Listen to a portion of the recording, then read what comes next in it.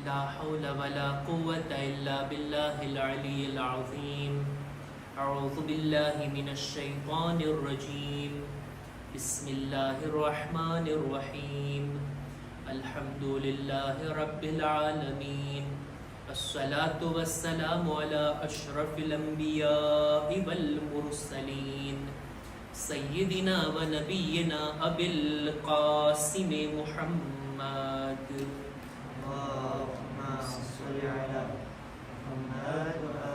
وعلى أهل بيته الطيبين الطاهرين المعصومين المظلومين ولعنة الله على أعدائهم أجمعين. أما بعد فقد قال الله سبحانه وتعالى في كتابه الكريم. بسم الله الرحمن الرحيم. شهر رمضان الذي أنزل فيه القرآن. सलवात पर मोहम्मद वाले मोहम्मद.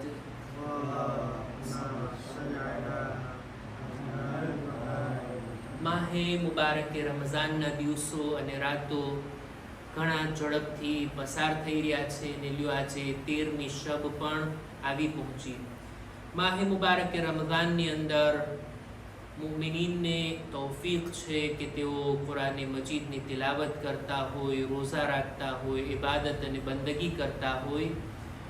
માહે મુબારકે રમઝાનની અંદર રોઝાના આદાબમાંથી એ છે કે રોઝો રાખતી વેળા રોઝાની શરૂઆતમાં સહેરી કરવામાં આવે.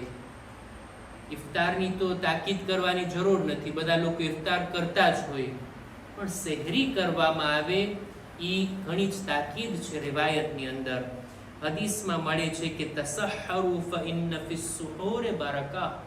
સહેરી ખાઓ, સહેરી કરો, આ સહેરીની અંદર ખુદાએ બરકત રાખી છે. સહેરી ક્યારે કરાય, એનો ટાઈમ શું છે? સામાન્ય રીતે અહીંયા એવી રીતના સમજવામાં આવતું એક રાતના 10, 11 વાગે, 12 વાગે જે આપણે જમીએ ને એ સહેરી કહેવાય. જો કે સહેરીનો સમય છે રાતના છેલ્લા ભાગમાં કંઈ ખાવું, એટલે ફજરની અઝાનની થોડીક વાર પહેલા જે ખાવું એને કહેવાય સહેરી. હદીસમાં આ રીતના શબ્દો છે કે તસહરુ મિન આખિરિલ લૈલ. રાતના અંતમાં, રાત પૂરી થાય એના છેલ્લા ભાગમાં તમે સહેરી ખાઓ. વહુવલ ગઝાઉલ મુબારક. આ એક મુબારક ખાણું છે, મુબારક ગઝા છે. રાવીનું નામ છે ઇરબાદ બિન સારિબા, કે છે રસૂલે ખુદા એક દિવસ મને સહેરીની દાવત આપ્યા. અને પણ ક્યારે? ટાઈમ કીધું ને હમણાં, રાતના છેલ્લા ભાગમાં, સુબહની અઝાનથી થોડીક વાર પહેલા. કે છે રસૂલે ખુદાએ મને સહેરી માટે દાવત આપી.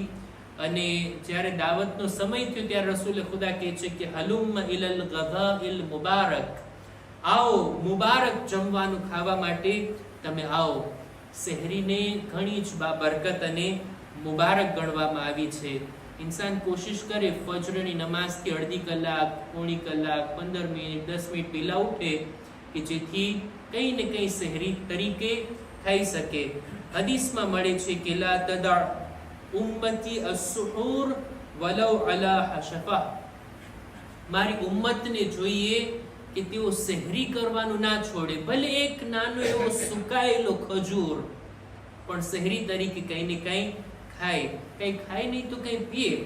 હજી એક હદીસમાં છે તસહરુ વલૌ બિજુરઇલ મા. સહેરી કરો ભલે એક ઘૂંટ પાણી વડે. સહેરીની અંદર એક ઘૂંટ પાણીથી આપણે સહેરી કર્યા, પણ આ કરવું જોઈએ. અલા સલવાતુલ્લાહિ અલલ મુસહરીન. ખુદાના દુરૂદ સલામ અને સલવાત આવે છે એ લોકો પર કે જેઓ સહેરી કરતા હોય. ઘણી જ તાકીદ છે. અને જ્યારે આપણે રોઝો રાખતા હોય ત્યારે આ રીતના આ નિયતથી આપણે સહેરી કરીએ કે જેથી આપણને રોઝો રાખવામાં મદદ મળે. દિવસ આખો આપણે કંઈ ના ખાઈએ, પણ જ્યારે આપણે સહેરીમાં કંઈ ખાધા હોય તો આ આપણા માટે ઘણું જ મુબારક છે હદીસના શબ્દો પ્રમાણે. આપણે આવીએ આપણા મૌઝુની અંદર. કુરાને મજીદે બયાન કરેલા એવા લોકો, એવી હસ્તીઓ, એવી શખ્સિયતો કે જેમનું નામ અથવા એનો ખાસ ઉલ્લેખ થયો હોય કુરાને મજીદમાં, અને નબીઓ કે પૈગંબરોમાં જેમની ગણતરી ન થતી હોય. એક શખ્સિયત કે જેની વાતને આપણે ગઈકાલે શરૂ કર્યા, આજે થોડીક વાતને આગળ વધારવી છે, એ છે જનાબે લુકમાન. પોઝિટિવ શખ્સિયત, સારી હસ્તી, અને એટલું એમનું માન, એટલો રિસ્પેક્ટ એમનો કુરાન મજીદ બયાન કરે છે કે કુરાન મજીદમાં 2 વખત એમનું નામ લેવામાં આવ્યું, 2 વખત એમનો નામનો ઉલ્લેખ છે. અને આટલું જ નહીં, કુરાન મજીદનો 31મા નંબરનો આખો સૂરો જનાબે લુકમાનના નામથી છે, સૂરે લુકમાન. જનાબે લુકમાન નબી હતા કે નહોતા, આ સવાલથી આપણે આ સવાલના જવાબને આપણે કુરાન મજીદમાં જો તપાસ કરીએ ને, તો કુરાન મજીદથી કોઈ એવી દલીલ નથી મળતી કે જનાબે લુકમાન નબી હતા. કારણ કે જ્યારે પણ નબીનો જિક્ર થાય ને, ત્યારે નબીની અમુક વાતોને કુરાન ખાસ નોટ કરે છે, ખાસ એના બારામાં કુરાન આપણું ધ્યાન દોરવે છે. કોઈ પણ નબી હોય ને, એ તૌહીદ તરફ દાવત દેતા હોય કે એ લોકો બીજા બધાની ઇબાદતને મૂકો, અલ્લાહ, એક અલ્લાહની ઇબાદત કરો, આ તૌહીદના તરફ બોલાવે. ત્યારબાદ કૌમને હિદાયતના રસ્તા તરફ બોલાવે, કૌમને શિર્કથી, નિફાકથી અને આડા રસ્તાથી, ગુમરાહીથી બચાવીને નેક રસ્તા તરફ બોલાવતા હોય, ખુદાના અઝાબનો ડર આપતા હોય, ખુદાની નિમતની બશારત આપતા હોય. અને નબીઓ ક્યારેય પણ પોતાના કામોનો અજ્ર અને બદલો ન ચાહતા હોય. આવી બધી વાતો દરેક નબીના ઉલ્લેખમાં મળે છે. પણ જનાબે લુકમાન, એના વિશે આવી કોઈ વાત કુરાન મજીદથી મળતી નથી. અને એટલે જ આપણને આ વાતની ખાતરી થાય કે જનાબે લુકમાન નબી નથી, કે કોઈ કૌમના તરફ ખુદાએ મોકલા હોય એમને, કે પછી કોઈ એ જમાનાના બાદશાહની સાથે તેઓએ મુકાબલો કર્યો હોય, ગુમરાહ લોકોને હિદાયતનો રસ્તો આપ્યો હોય. એવી બધી વાતો જનાબે લુકમાનના બારામાં કુરાનમાં નથી મળતી. કુરાન મજીદમાં જે ઉલ્લેખ થયો છે સૂરે લુકમાનમાં, એમાં એ જ કે તેઓ એટલા હકીમ હતા, હિકમતવાળા હતા, અને પોતાના દીકરાને જે કંઈ નસીહતો કર્યા ને, ખુદાએ એ નસીહતોને કુરાન મજીદમાં જગ્યા આપી, અને એ જ વાતો બયાન થઈ છે. જો કે જનાબે લુકમાન પોતાના ફરઝંદને નસીહત કરે છે, પણ આ નસીહતો બધાને લાગુ પડે એવી છે. જનાબે લુકમાન વિશે કુરાનમાં તો આપણને કોઈ દલીલ નથી મળતી કે તેઓ નબી હતા, બલકે નબી નહોતા એવી આપણને ખાતરી થાય છે. જ્યારે આપણે હદીસ તરફ જોઈએ તો હદીસમાં તો ચોખવટથી બયાન થયું છે. રસૂલે ખુદા સલ્લલ્લાહુ અલૈહિ વસલ્લમ ફરમાવે છે,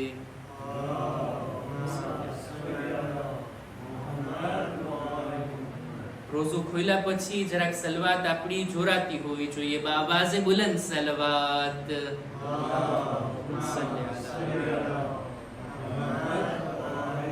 રસૂલે ખુદા ફરમાવે છે કે હક્કન અકૂલુ લકુમ, હક્કન અકૂલુ લમ યકુન લુકમાનુ નબિયા. ખરી વાત ઈ છે કે જનાબે લુકમાન નબી નહોતા, વલાકિન કાન અબ્દન કસીરત તફક્કુર. અલ્લાહના એવા બંદા હતા કે જેઓ વધારે વિચાર કરતા હતા. હુસ્નલ યકીન, બહુ મજબૂત અને સારા યકીન વાળા હતા. અહબ્બલ્લાહ ફઅહબ્બહુ, તેઓ ખુદાને ચાહતા હતા, ખુદાથી મોહબ્બત કરતા હતા, અને ખુદા પણ એમનાથી મોહબ્બત કરતો હતો.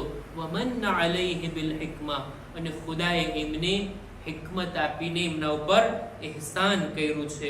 આ રીતના જનાબે લુકમાન વિશે સરીહન ચોખવટથી રસૂલે ખુદા બયાન કરે છે.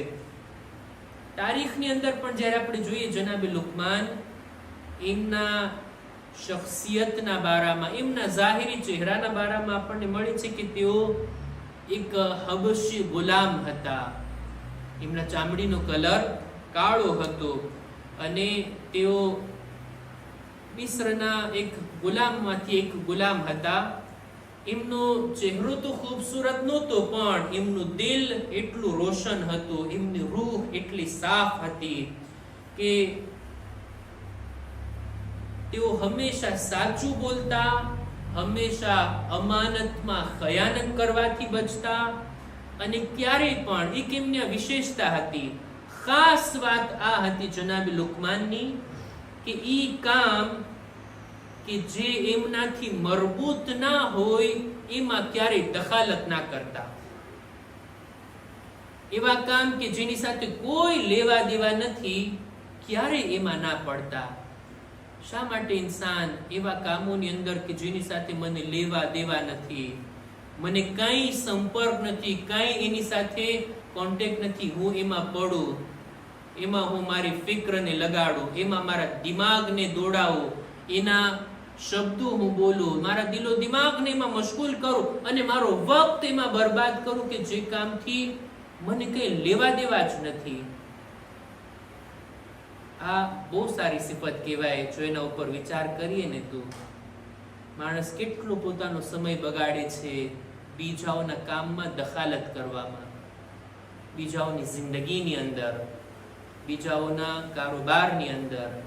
મને કઈ લેવા દેવા ના હોય, મને કઈ એમની સાથે રબ્ત ના હોય, કઈ મરબૂત ના હોય, એમ છતાંય હું એની અંદર મગજ દોડાવું, વણ માંગી સલાહ આપું, ઓલાને આમ કરવું જોઈએ, ઓલાને તેમ કરવું જોઈએ. ને ભાઈ તું અહીંયા બેઠો છો, તારે શું કરવું જોઈએ એ વિચાર કર ને, ઈ તારા માટે ફાયદાકારક છે. જનાબે લુકમાનથી જે આપણે શીખવાનું છે તે આ. શું મિસાલ આપવું કે શું દાખલા આપવું, બહરહાલ સમજદારને ઇશારો કાફી હોય. આપણે વાતને આગળ વધારીએ. જનાબે લુકમાન એવા હતા કે જેઓ આવી સારી સારી સિફતના માલિક હતા.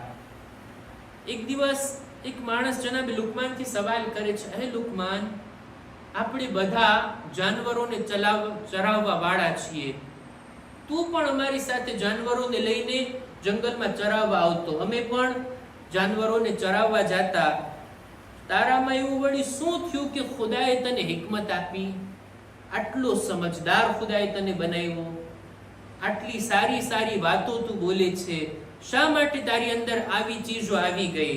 તો હવે જનાબે લુકમાનનો જવાબ સૌથી પહેલા તો કહે છે કદરુલ્લાહ, ખુદાનો ઈરાદો હતો કે હિકમતને મારા દિલમાં નાખે. ખુદાના ઈરાદાની સામે કોનું ક્યાંય ચાલવાનું છે. બીજું અદાઉલ અમાના, અમાનતને અદા કરવી, અમાનતમાં ખયાનત ન કરવી, આ સિફતને ખુદાએ જોઈ અને મને હિકમત આપી છે. વસિદકિલ હદીસ, સાચું બોલનારી મારી જબાન, જ્યારે મારી જબાનને સાચું બોલનાર ખુદાએ જોઈ તો ખુદાએ હિકમતની વાતોને મારી જબાન પર જારી કરી. વસમતુ અમ્મા લા યઅનીની, અને જે કામ મારી સાથે એના કોઈ લેવા દેવા નથી, એવા શબ્દો, એવી વાતો કે જેનાથી મને કોઈ જાતનો સંપર્ક નથી, એવા શબ્દોથી હું મારી જબાનને અટકાવું છું. એવા શબ્દો કે જેનો કોઈ મતલબ નથી, કઈ અર્થ નથી, બોલો તો કઈ ફાયદો નથી, ના બોલો તો કઈ નુકસાન નથી. શા માટે એવા શબ્દોને હું લાવું, મારી એનર્જીને હું બરબાદ કરું? ઇન્સાન જ્યારે બોલે છે, શબ્દો જ્યારે કાઢે છે, જાણો છો કેટલી બધી ઇન્સાનની રગો, કેટલા બધા ઇન્સાનના અંગો ઇન્સાનને સાથ આપે છે, કેટલીની એનર્જી વેસ્ટ થાય છે ત્યારે આ શબ્દો નીકળે છે. ગળા ઉપર એટલું જોર પડે, સીના ઉપર એટલું જોર પડે, મગજમાં ઇન્સાન વિચારે, મોઢું ખોલે, જબાનને ચલાવે. તો શા માટે હું સારી વાતો ના કાઢું? શા માટે નકામા શબ્દો, બેહુદા વાતો, ગુનાહ ભરેલી વાતોને આ જબાન પર લાવો? જનાબે લુકમાન કહે છે, ઈ વાતો કે જેનાથી મને કઈ લેવા દેવા નથી, જેનાથી કઈ ફાયદો નથી, એવી વાતોથી તો હું ચૂપ જ રહું છું. શાયદ આ બધી સિફતોને ખુદાએ જોઈ અને ખુદાએ મને હિકમત આપી છે. જનાબે લુકમાનના બારામાં હજી એક રિવાયત મળે છે, એને પઢીને હું વાતને પૂરી કરું. એક દિવસ જનાબે લુકમાનની ઉપર ફરિશ્તાઓ નાઝિલ થયા. જો કે ફરિશ્તાઓ નબીઓ ઉપર નાઝિલ થાય, રસૂલો ઉપર નાઝિલ થાય વહી લઈને, પણ આ ફરિશ્તાઓ આવ્યા એવી હાલતમાં કે લુકમાન જોઈ નહોતા શકતા ફરિશ્તાઓને, ખાલી ફરિશ્તાઓનો અવાજ સાંભળી શકતા હતા. એવી રીતના ફરિશ્તાઓ આવ્યા અને આવીને જનાબે લુકમાન કે જે આરામ કરી રહ્યા હતા, સૂતા હતા, એમને અવાજ આપે છે. અચાનક જનાબે લુકમાન નીંદરમાંથી બેઠા થયા કે એક અવાજ આવી રહ્યો છે, અને એ અવાજ એમને પૂછી રહ્યો છે. ફરિશ્તાઓનો અવાજ હતો, પૂછી રહ્યો છે આ અવાજ. ફરિશ્તાઓએ પૂછ્યું, એ લુકમાન, શું તમે ચાહો છો? બલકે આ રીતના કે ખુદા તમને જમીન ઉપર એક એવા કાઝી અને જજ બનાવવા માંગે છે. ખુદા તમને એવી ઓથોરિટી, એવો પાવર આપવા માંગે છે કે જેથી તમે લોકોની દરમિયાન ફેસલા કરો, જજમેન્ટ આપો, ઇન્સાફ કરો. લોકોના ઝઘડા કજિયા, જે કંઈ અણબનાવ, જે કંઈ બાંધવાના હોય, જે પણ કંઈ મુશ્કેલો હોય, તમારે આવીને દરમિયાનમાં પડી ઇન્સાફ કરવાનો. તમને જજ અને કાઝી બનાવવા માંગે છે ખુદા. શું તમે એને કબૂલ કરશો? એટલે જનાબે લુકમાન ફરિશ્તાઓ સાથે હવે વાત કરે છે. જો ફરિશ્તાને જોતા નથી, પણ આ એક વાતચીત થઈ છે. ખુદાએ આ મકામ આપ્યું પણ નથી, ફક્ત એમનાથી પૂછવામાં આવ્યું કે ખુદા તમને કાઝી બનાવવા માંગે છે, તમે કબૂલ કરશો? જ્યારે આ સવાલ આવ્યો એટલે જનાબે લુકમાન જવાબમાં કહે છે. જો જનાબે લુકમાનના જવાબો સમજવા વાળી બાબતો. જનાબે લુકમાન કહે છે કે જો ખુદા મને આ જવાબદારી કબૂલ કરવામાં ઇખ્તિયાર આપે કે યા તો હું કબૂલ કરું યા કબૂલ ના કરું, કાઝી બનવાનું સ્વીકારું અથવા ના સ્વીકારું, જો મને આ રીતનો શ્વાહ હોય, મને ચૂઝ કરવાનું હોય, તો હું ખુદા પાસેથી આફિયત અને સલામતી ચાહીશ. એટલે ખુદા નો આપને તો સારું, આ જવાબદારી, આ જિમ્મેદારીનો બોજ મારા કાંધા ઉપર ન રાખને, એ બહેતર હશે. મને સલામતી આપ તો વધારે સારું. પણ જો ખુદાનો હુકમ જ હોય કે આ જવાબદારી એ લુકમાન તારે લેવાની જ છે, જો ખુદા આપવા જ માંગતો હોય તો પછી હું એને લેવા માટે તૈયાર છું. કારણ કે મને ખબર છે ખુદા જ્યારે જવાબદારી આપીને તો એ જવાબદારીને નિભાવવાની તાકાત પણ આપે છે, એની કુદરત પણ આપે છે. ફરિશ્તાઓ જ્યારે આ રીતના જોયા ત્યારે કહે છે કે એ લુકમાન, ખુદા એમ નથી કહેતો કે આ જવાબદારી તમને આપી, ના, તમને ઇખ્તિયાર આપે છે, તમે ચૂઝ કરો, તમે જ પસંદગી કરો તમારા જવાબદારી લેવી છે કે નહીં. લુકમાન કહે છે કે ના, મને ના આપે તો સારું. ફરિશ્તાઓ પૂછે છે શા માટે આ જવાબદારીનો બોજ તમે તમારા કાંધા પર નથી લેવા માંગતા? ત્યારે હવે લોજિક ભર્યો, તર્ક અને મંતિક વાળો જવાબ જનાબે લુકમાનનો કે છે કે લોકોની દરમિયાન ફેસલા કરવા અને કાઝી બનવું આ સૌથી વધારે સખ્ત જગ્યા છે. આ ખુરશી, આ જગ્યા, આ હોદ્દો સૌથી વધારે સખ્ત છે. આની અંદર કોઈના ઉપર જુલ્મ અને સિતમ થઈ જાય એનો ખતરો વધારે છે, એના ચાન્સીસ વધારે છે. સિવાય એ કે ખુદા મદદ કરે અને ઇન્સાનની હિફાજત કરે અને એને નજાત આપે. નહીતર આ રસ્તામાં, આ પોસ્ટ ઉપર, આ જવાબદારીમાં ઇન્સાન બહેકી જાય અને કોઈના ઉપર જુલ્મ કરી બેસે એના ચાન્સીસ વધારે છે. અને બની શકે છે કે ઇન્સાન આ દુનિયાની અંદર આ મકામ ઉપર આવી પોતાની આખિરતને બરબાદ કરી નાખે. પછી જનાબે લુકમાન કહે છે કે દુનિયામાં માથું ઝુકાવીને રહેવું અને આખિરતમાં મારું માથું બુલંદ હોય એ બહેતર છે એ વાત કરતા કે દુનિયામાં હું સર ઉઠાવીને જીવું અને આખિરતમાં મારું માથું લોકોની દરમિયાન ઝૂકેલું હોય.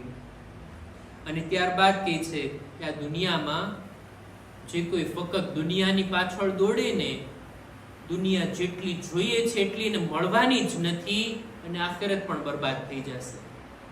પણ જો ઇન્સાન આખિરતની પાછળ દોડે ને, આખિરતને પામવાની કોશિશ કરે ને, એને જેટલી કોશિશ કરશે એટલી આખિરત પણ મળશે અને સાથોસાથ દુનિયા પણ એને મળવાની જ છે. જ્યારે આ વાતને સાંભળી તો તો જનાબે લુકમાનના આ શબ્દો વડે ફરિશ્તાઓને પણ તાજ્જુબ થયો અને ફરિશ્તાઓ ચાલ્યા ગયા. જનાબે લુકમાન ફરી પાછા સૂઈ ગયા. જ્યારે ઉઠ્યા ત્યારે જોયું કે ખુદાએ એના દિલમાં હિકમતની વાતોને ઉતારી દીધી છે. હવે જ્યારથી જનાબે લુકમાન બોલવાનું શરૂ કર્યા, એવી સમજદારી વાળી વાતો, એવી હિકમત ભરી વાતો કે જાણી લાગે કે કેટલી કલાકો આ શબ્દ બોલવા માટે જાણીને કેણે વિચાર કર્યા હશે, પછી આ જુમલા એમની જબાન પર આવે છે એવું લાગે છે. અને ખરેખર જનાબે લુકમાનની હિકમત ભરી વાતોને અત્યારે પણ આપણે જોઈએ ને તો લાગી આવે કે લુકમાનની હિકમત ભરી વાતો ક્યારેય જૂની નથી થવાની. અત્યારે હજારો વર્ષો વીતી ગયા, જનાબે લુકમાનની દુનિયાથી ગયે, પણ એમની વાતો હજી તાજી છે. એમ લાગે કે આ જમાના માટે તેમણે આપણને ભલામણો કરી. મને યાદ છે મારા એક ઉસ્તાદે એક કિતાબ લખી હતી, હિકમો લુકમાન. જનાબે લુકમાનની બધી હિકમત ભરી વાતો, બધી હદીસની કિતાબોને પોતે વાંચી અને એમાંથી જનાબે લુકમાનની જે જે હિકમત ભરી વાતો હતી બધીને એક કિતાબમાં લઈ આવ્યા. જનાબ આગાએ રે શહેરી પોતે જનાબે લુકમાનની હિકમતની આખી કિતાબ લખ્યા છે કે જેની અંદર કેટલી બધી હિકમત ભરી વાતો છે. ઇન્શાઅલ્લાહ આપણે આવનારા દર્સની અંદર અમુક હિકમત ભરી વાતોને બયાન કરશું અને એ હિકમતોથી લાભ ઉઠાવવાની કોશિશ કરશું ઇન્શાઅલ્લાહ. અહેકામ અને મસાઇલની અંદર આપણી ચર્ચા આ વાત ઉપર હતી કે રોઝાની અંદર અમુક બાબતો આપણા માટે મકરૂહ છે. હાલતે રોઝામાં જો આ કામ કરવામાં આવે તો આપણા રોઝાનો સવાબ ઘટી જાય છે. અમુક ચીજોને આપણે બયાન કરી, દાખલા તરીકે ખુશ્બુદાર ફૂલોને કે ઝાડને કે પાંદડાને એવી રીતના ઊંડી એની ખુશ્બુ લેવી કે એનો સ્વાદ ગળા સુધી પહોંચે, આ કામ મકરૂહ છે. ત્યારબાદ અમુક કામો એવા છે કે જે મકરૂહ છે, દાખલા તરીકે લોહી આપવું, ખૂન આપવું. જો કે આપણો રોઝો બાતિલ નથી થતો, રોઝાની હાલતમાં આપણે લોહી આપીએ લેબોરેટરી કરાવવા માટે અથવા તો ડોનેશન કરવા માટે આપણે લોહી આપતા હોય તો એમાં કંઈ બ્લડ ડોનેશનમાં કંઈ વાંધો નથી. પણ એવું ના કરવું જોઈએ કે જેનાથી આપણું બદન ઝઈફ અને કમજોર થઈ જાય. કોઈ પણ એવું કામ કરવાની આપણને રજા નથી કે આપણું બદન કમજોર થઈ જાય રોઝાની હાલતમાં. ત્યારબાદ અત્યારે તો કોઈ એવું ના કરે, પણ ગરમીના સિઝનમાં પોતે પહેરેલા કપડાને ભીના કરવા આ મકરૂહ છે. મેં જુબ્બો પહેર્યો છે, એના ઉપર પાણી નાખી દઉં, ભીનો જુબ્બો પહેરું તો ગરમીમાં મને મજા આવે. ગરમીની અંદર આ રીતના પોતાના કપડાને ભીના કરવા રોઝાની હાલતમાં આ મકરૂહ છે. ઔરતો માટે પાણીની અંદર બેસવું મકરૂહ છે. એ સિવાય ભીના લાકડીના ટુકડાથી દાંતણ કરવું, મિસવાક કરવું, એ પણ મકરૂહ છે. રોઝાની હાલતમાં દાંત કઢાવવો, ડેન્ટિસ્ટ પાસે જવામાં કઈ વાંધો નથી, આપણો રોઝો તૂટતો નથી, પણ ડેન્ટિસ્ટ જ્યારે આપણું દાંત કાઢે અથવા તો કઈ ટ્રીટમેન્ટ કરે અને મોઢામાં ખૂન આવે, કોઈ પણ એવું કામ કરવું કે જેનાથી મોઢામાં ખૂન આવે, આ કામ મકરૂહ છે. આ બધા કામથી બચવું જોઈએ કે જેથી આપણા રોઝાનો સવાબ ઘટી ના જાય. અને હજી એક ચીજ છે કે કારણ વગર કોગળા કરવા, મોઢામાં પાણી નાખવું અને ફેરવવું અને કાઢવું કારણ વગર. આ વુઝુ કરતા હોય ત્યારે 3 વખત કોગળા કરવા મુસ્તહબ છે, પણ એ સિવાય વારંવાર માણસ મોઢાને ભીનું કરતું રહે, આ કામ મકરૂહ છે. ભલે ગળાથી નીચે નથી ઉતરતો, આપણે બહુ ધ્યાન રાખીએ છીએ કે એક ટીપું અંદર નહીં જાય, પણ કારણ વગર મોઢાને તર કરવું, ભીનું કરવું, આ કામ મકરૂહ છે. બીજા પણ અમુક મસાઇલ ઇન્શાઅલ્લાહ હશે તો આપણે એને તમારી સામે બયાન કરશું. ખુદાની બારગાહમાં દુઆ ગુજારીએ, પરવરદિગારા અમારી ઇબાદતો દુઆઓને તારી બારગાહમાં કબૂલ ફરમા. માહ મુબારક રમઝાનની બહેતરીન ઇબાદતો કરવી, રોઝા, નમાઝ, દુઆઓ, તિલાવત, શબે કદ્રના અમાલ કરવો અમોને નસીબ ફરમા. પરવરદિગારા અમારા મા બાપના ગુનાહોને માફ કર. દરેક મુમિનીન મુમિનાતની જાન, માલ, ઇઝ્ઝત, આબરૂની હિફાજત ફરમા. ખુદાયા ઝાલિમોને નીસ્તો નાબૂદ કર, મઝલુમોની મદદ ફરમા. ઝમાનાના ઇમામના ઝુહૂરમાં જલ્દી કરી અમારો શુમાર એમના સાથીઓમાં કર. રબ્બના તકબ્બલ મિન્ના ઇન્નકા અંતસ સમીઉલ અલીમ.